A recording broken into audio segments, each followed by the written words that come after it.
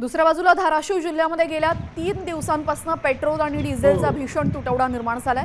जिल्ह्यातील बहुतांश petrol pump कोरडे पडल्याने बंद करण्यात आले, तर जिथे साठा उपलब्ध आहे तिथे नागरिकांनी अलोट गर्दी केलेली आहे। परिस्थिती इतकी गंभीर आहे की पोलिसांना पेट्रोल पंपावर बॅरिकेड्स लावावे लागलेले आहेत। नाही ह्या अतिवृष्टीचा व्यापक याचाच आढावा घेतला आमचे प्रतिनिधी बालाजी सुरवसे यांनी। पाहूया।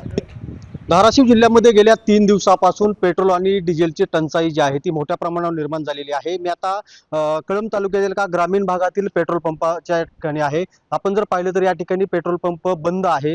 डिझेलचा साठा पेट्रोलचा साठा संपल्यामुळे जे आहे ते पेट्रोल पंप चालकांना पेट्रोल बंद ठेवण्याची पंप बंद ठेवण्याची वेळ आलेली आहे। आपण जर पाहिलं तर या ठिकाणी अशा पद्धतीनं येण्याच्या मार्गावर बॅरिकेडिंग करण्यात आलेली आहे। कुठल्याही गाड्यांना आतमध्ये येऊ नये या दृष्टिकोनातून ही जी आहे ती खबरदारी घेण्यात आलेली आहे। तर या बाजूला ट्रॅक्टर जी आहे ती शेतीची कामं खोळंबलेली आहेत। अनेक ट्रॅक्टर चालकांनी पंपाच्या बाहेरच आपली ट्रॅक्टर लावलेली या ठिकाणी आपल्याला पाहायला मिळतात। डिझेल मिळत नसल्यामुळे जी आहे ती शेतीची कामं मोठ्या प्रमाणावर खोळंबलेली आपल्याला या ठिकाणी पाहायला मिळतात। अशा पद्धतीने बॅरिगेट्स लावून जी आहे ती पंप चालकांनी खबरदारी घेतलेली आहे। आपण जर पाहिलं तर ज्या ठिकाणी साठा उपलब्ध आहे त्या ठिकाणी मोठी गर्दी जी आहे ती होताना पाहायला मिळते। डिझेल असेल पेट्रोल असेल यासाठी धाराशिव जिल्ह्यामध्ये गेल्या 3 दिवसापासून जे आहे ते नागरिक त्रस्त झालेले पाहायला मिळत आहेत। त्यामुळे कुठेतरी मोठी अडचण निर्माण झालेली पाहायला मिळते। नागरिक येत आहेत मात्र त्यांना डिझेल पेट्रोल मिळत नसल्यामुळे पूर्णपणे खोळंबा झालेला पाहायला मिळतोय। काल मिळालं पेट्रोल नाही मिळालं।